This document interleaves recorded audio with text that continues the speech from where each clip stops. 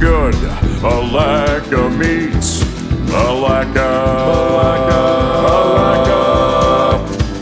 Meats. Hey everyone, Justin with Milaca Meats here. Today we're going to do a breakdown on a half a beef carcass. We're going to do a standard breakdown, and then we're also going to explain what you could have got on top of your standard cuts. To start off, you want to separate your front and hind quarter. What you do is you count your vertebrae. So 1, 2, 3, 4, 5, 6, 7, and 8. And you want to go right in between that 8. Alrighty, once you get in between the bones here, now you use your knife to go in between the rib sets. It's going to open up for you. And we'll have Jack carry it over to the front table.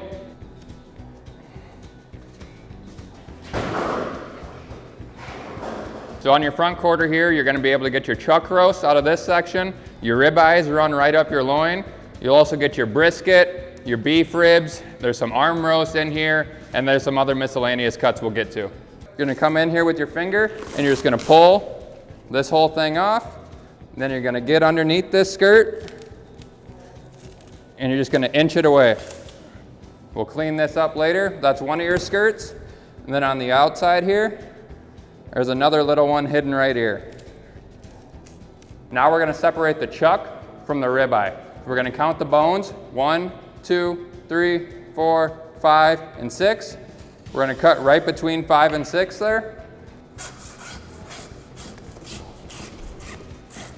Once you get through the bone, you're going to do the rest with your knife. So you're going to want to hang on tight to this bone here.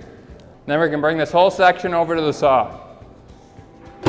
Now that we're at the saw here, we're going to separate this into 3 different sections. Your plate bone, which can be used as soup bones or just trimmed out for burger. Your ribs, which can either be short ribs or barbecue style ribs. And then obviously your ribeye section here, which can be your ribeye steaks or your prime rib roast.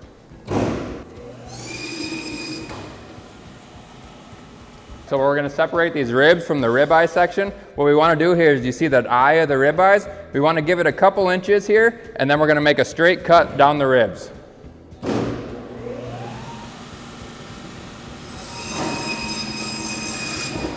Now that we got the rib section separated, we're going to show you the 2 different ribs you can save. You can either do short ribs, which are going to be at 2 inches, or we can do barbecue style, which is going to be at about 5 inches. So we'll do that short rib first, and then we'll do the barbecue second. That's the start of your short rib.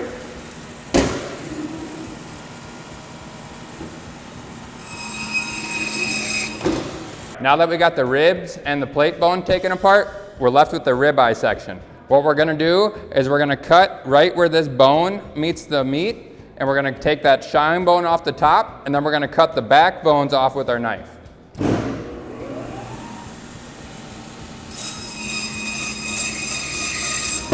And then what Jack's aiming for over there is about 85-15 as far as a fat to meat percentage ratio goes. Obviously it all depends on the carcass itself.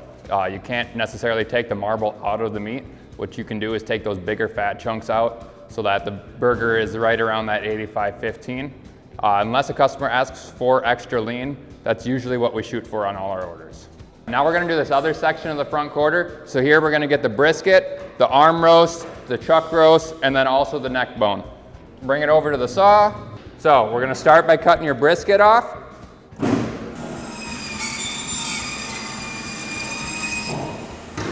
We're going to move over to the arm roast section. So we're going to cut these at about 2 inches. You're also going to have 4 extra short ribs that you can save off of this as well.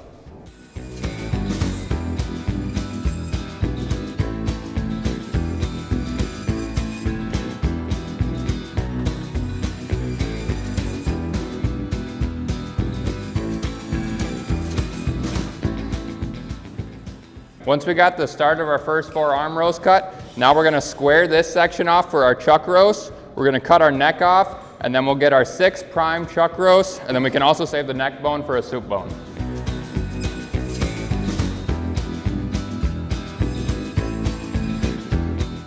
Now that we got our nice squared off chuck section here, we're going to cut this shine bone off, and then we're going to cut the remaining bones off with our knife.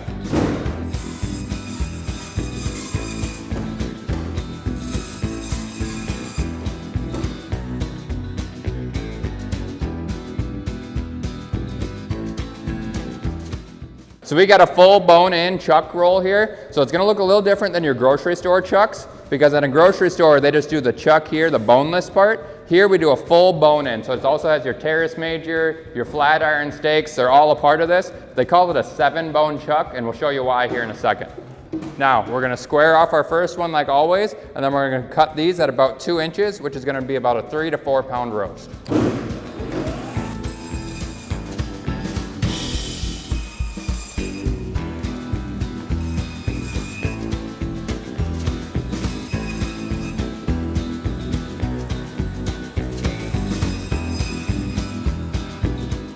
So they call it a 7-bone chuck roast because of this bone here. It kind of looks like a 7. So there's not technically 7 bones in it, but because the bone looks like a 7, that's why they call it a 7-bone chuck roast. So what we're gonna do here before they're all ready to go is we're gonna take a look at this fat cap and we're gonna clean up anything that needs to be cleaned up because you don't want too much excess fat.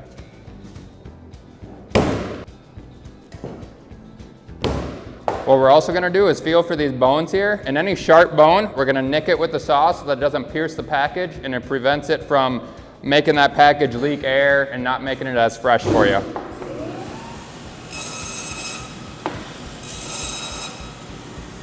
Here's those arm roasts. So there's 2 different cuts that we can save out of here. We can save these short ribs if they wanted the short ribs, and then we'll save this nice arm roast in here. This line of fat and silver here, I always try to get on the inside of this line because you got this blood vessel here that makes it look a little messy.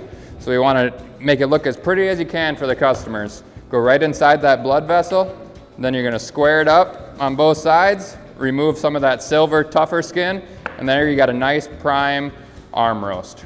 So you get 4 of those on a half. You go right inside that line, square it off. These ones are gonna be a little bit on the smaller side, so they're gonna be about 2.5 to 3 pound roasts. As you go down the arm roast, you'll see this arm bone gets bigger and bigger as you go.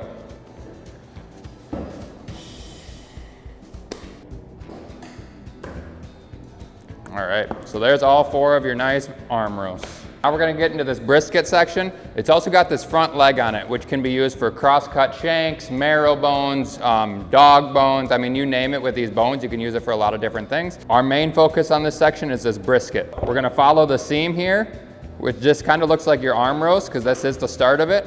We're gonna follow this seam, and that's what separates your brisket from your front leg. So you get in there, you cut that leg away. This will get trimmed out for hamburger.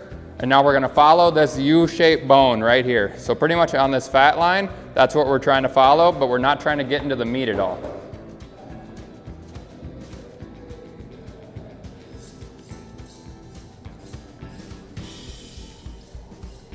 So as we're pulling this out, half of the work is cutting, half of the work is pulling. All right, now we got that whole brisket section here. But if we just gave it to a customer like this, there'd be way too much fat on it. It wouldn't be cleaned up. They would not be happy with it. So now we're gonna take it and we're gonna take these bigger fat chunks out. We're gonna clean it up all the way around. Clean up any age process that happens in the cooler.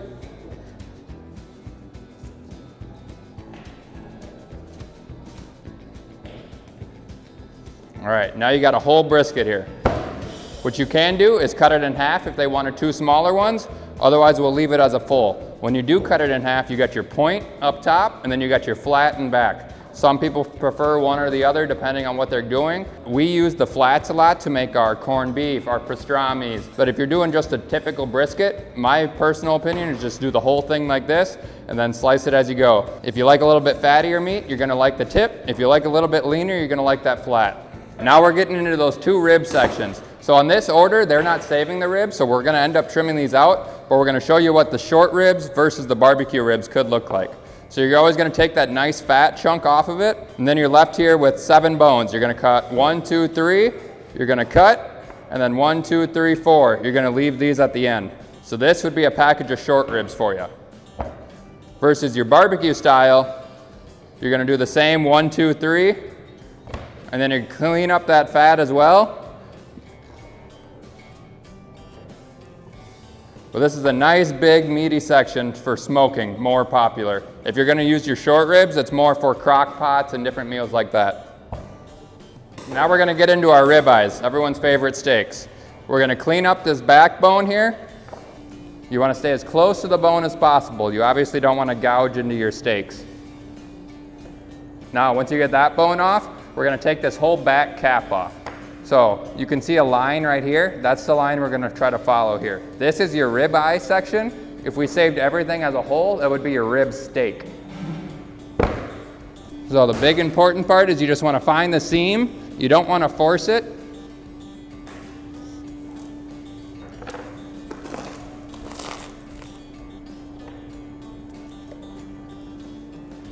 Once you get that cap off, you're gonna get this yellow tendon out of there as well. Now that we got this all prepped, we're gonna clean up the ribs. You just wanna get all that silver meat out of there, make it look as clean as possible. Now we're ready for the saw. So on our standard cuts, we cut all our steaks at a healthy inch. Obviously, the thicker you go on your steaks, the less steaks you're gonna get off a loin.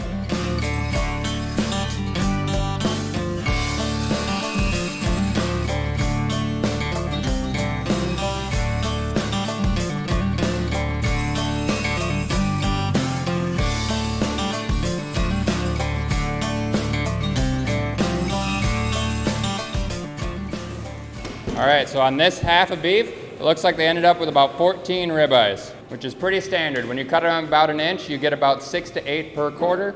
Turns out to be about 14 on a half. Now we're gonna start on the hind quarter. We're gonna start by cutting all this rose meat off the front. We're gonna take the whole flank section off at once, and then we're gonna separate the loin from the rounds. That all gets trimmed out for hamburger. We're gonna come right on the inside of this flank, and we're gonna actually take it all the way down the loin. We're gonna keep this suet attached to the flank here. It's all gonna come down in one big piece. So you wanna be careful you don't hit the tri-tip on this side, and you wanna be careful you don't hit the tenderloin on that side. Your tenderloin's your most expensive cut off of every beef. You're gonna see that tenderloin, and we're just gonna stay right on top of it, all the way down the loin. Then once you make that line, you're gonna give yourself a guidance line here, and we're gonna come down the back, make a nice straight cut.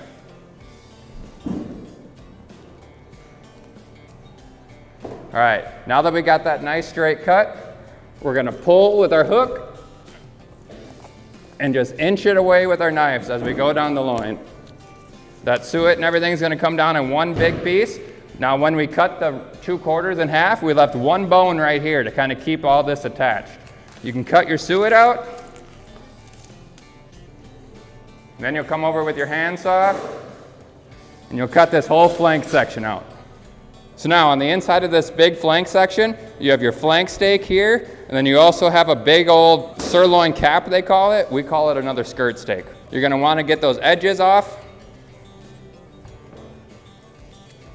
Make a triangle, and same thing with that skirt before. You're gonna get in here, and you're gonna peel that silver skin away. There is one nice big flank steak. On a standard cut, they don't get this, but it is one of those cuts that you could ask for on a custom cut. So same thing as before, pulling that silver skin away.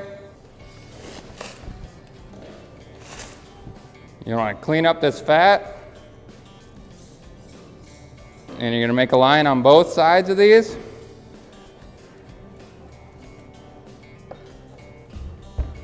Start at the top, and you're just gonna nick and pull. The rest of this will go to trim. Now with this sirloin flat piece, clean it up. You wanna get all that silver and anything tough out of there. And then what you're left with is a nice, well-marbled, tender piece of meat you can use for street tacos, fajitas, stir fries, you really name it. You can do whatever you want with it.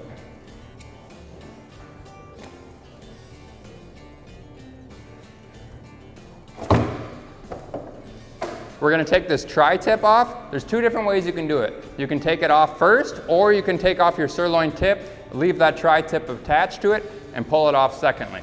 So we're gonna do it the second way. Find that kneecap right there, go a little lower, You're gonna go all the way in, hit that femur bone, and then you're gonna ride that femur bone all the way down till you've hit this H bone. You're gonna do the same thing on both sides.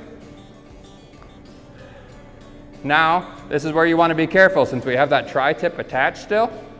You're gonna come out to the sirloin tip, but you can see here, once we get through that sirloin tip, this is the start of your tri-tip. So you wanna keep that all attached in there still. And just following the seam.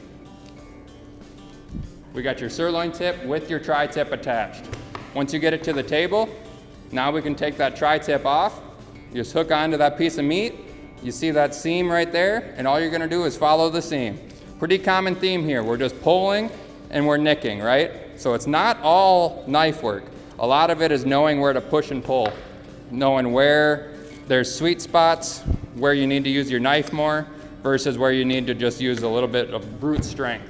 Now that we got that tri-tip taken off the sirloin tip, we're gonna clean it up. So all we're gonna do is take that outside layer off. You're gonna get right inside that silver skin. And we're just gonna go all the way around. Some people will call this like a football roast. You'll see when we're done here. It kind of looks like one nice big football, right? On a standard cut, you get this as a roast. It's also available as steaks. There's your nice sirloin tip roast right there. All we gotta do for this other half is clean up that backside. And here's your beautiful 2 sirloin tip roasts. These are one of my favorite roasts because they're nice and lean, but they still have good marble to them. Now we're gonna take this loin section off the rounds. So we're gonna come right into this H bone here, and the whole sirloin and T-bone section is gonna come off. So we're gonna find this H bone, we're gonna go in, and we're gonna go down right to the hip, and then we're gonna come up. Now right inside of this bone, there's a little hole. Your hook can come out the backside. You can pull on this and you're not gonna break it at all. So we're gonna use a little bit of pulling and a little bit of pushing. So we're gonna push with our hips, cut underneath that hip bone, follow that bone, you hug on, and here's your loin section.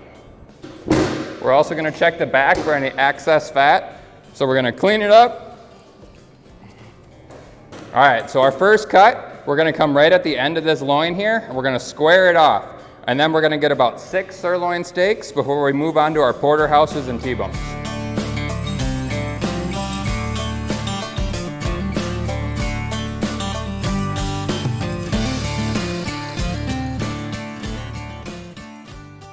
We're gonna end up deboning this and cutting it into 2 different steaks, which separates your top sirloin and your bottom sirloin. This is also your filet mignon is right here. Your top sirloin is right here, and this is your picanha. So there's a bunch of different ways to do it. This is just our standard way of breaking it down. Now that we got the sirloins cut off, we're gonna start with our porterhouses, and we're gonna move down into our T-bone steaks. Fun fact that every porterhouse is a T-bone. Not every T-bone is a porterhouse. To be classified as a porterhouse steak, you have to have at least a 2-inch tenderloin width on it. Usually you get anywhere from 4 to 5 porterhouses and then a dozen or so T-bones out of your loin. We'll see what we end up with on this one.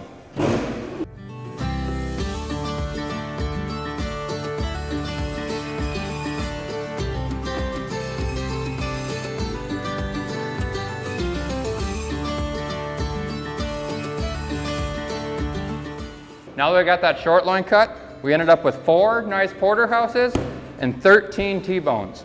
So as you can see here, as we went down that short loin, you ended up with a nice big tenderloin. When you get to the end, your tenderloin's non-existent, right? So that's how your short loin works. Not every tenderloin is gonna be the same size as you go down your loin. You're gonna start with a nice big one and you end up with none. If you open up your package and say you got 2 of these, no one stole your tenderloins, right? They're in here, they're just a part of your porterhouse packages, and then as you go down your loin, you just lose that tenderloin. So now before we package any of our steaks, we scrape all the bone dust off so that 1, it makes it look better, 2, you just don't have all that excess bone dust when you take your steak out of the package at home. Make these sirloins boneless. We're just gonna go around this H bone. And now we're gonna cut this big sirloin into 2 nice smaller steaks. So cut it right in half. You got your top sirloin here, and then you got your bottom sirloin here. Like I said before, this is also your filet mignon on top, your top sirloin in the middle, and then your picanhas on the end. Now we're gonna finish up this hind quarter. We have our round section left. Inside of our rounds, we're gonna have our 2 rump roasts and then also our round steaks. To start, we're gonna clean up that whole outside layer. Once that whole outside layer is cleaned up, we're gonna scrape the bone with our hook. We wanna pull as much meat off the bone as we can. You're gonna come in here and you're gonna separate your top and bottom rounds. It's all about finding that seam. Now that we got our top section off, we're gonna pull our bottom off. Once those bones separate, we're just gonna focus on getting the rest of the meat off the bone first. Once you get those sections off, we're just gonna come underneath this kneecap. This is another bone that can be used as bone marrow. We're gonna come right through these tendons on bottom. And if you go through the tendon, but you leave the silver attached, you should be able to pull that silver right off the meat. Now when you're cutting this back section off, you just want to leave it attached here so that when you cut through it, it doesn't fall to the ground. Alrighty, now we're going to clean up this top and bottom round section. We're going to get one rump roast out of each, and then we can also get some round steaks. Same thing with like when we did with the sirloin tip. Essentially, we're going to take that outside layer completely off. Follow the seams again. You don't want any of that silver meat or really any of those fat chunks in these cuts. The rump roast is supposed to be one of your leaner cuts.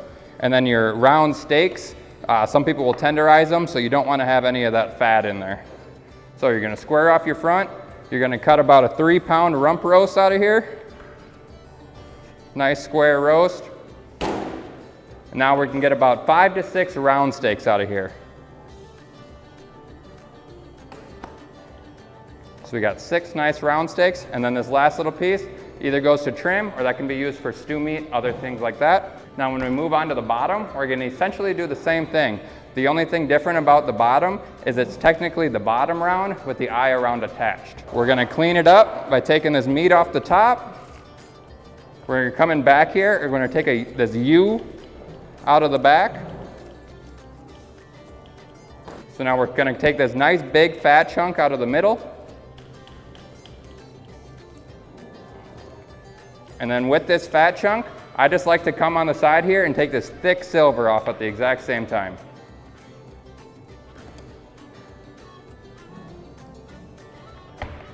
Once you got all that off, we're going to square it up, make it look nice and pretty. We're going to get your rump roast, and then you'll get your round steaks out of there as well. First thing is that rump roast. Square that up. You're left with a nice, pretty rump roast. Now, you're going to get your other 6 round steaks.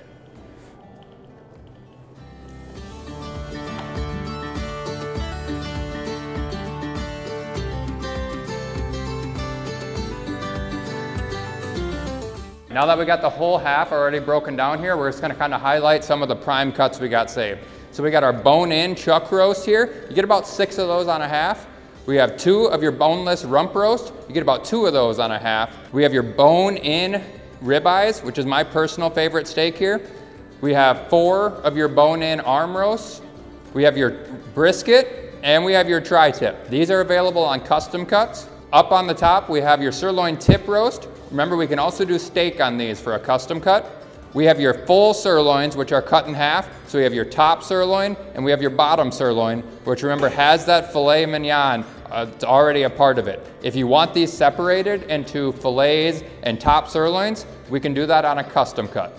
We have your porterhouse steaks up top, and then we have all your T-bones here on the bottom. Over here, we kind of have your odds and end cuts. So we have your bones that can be used for dog bones, marrow bones. We have your organs. So we have your tongue, we have your heart, we have your sliced liver already cupped up for you, and then we also have the oxtail. This is what we call our soup bones. So this will get divided into about 4 different bags for you. We leave the neck and the plate bone, and we leave some of the meat on there for you. So you can boil it for bone broth, use it in soups, kind of whatever you see fit there. So that's kind of what the standard breakdown on a half of beef is. On this side of the table, we have everything that's gonna get trimmed out for your hamburger. So like I said before, we aim for about that 85-15. If you want extra lean, you can ask for that if you order a half of beef or more.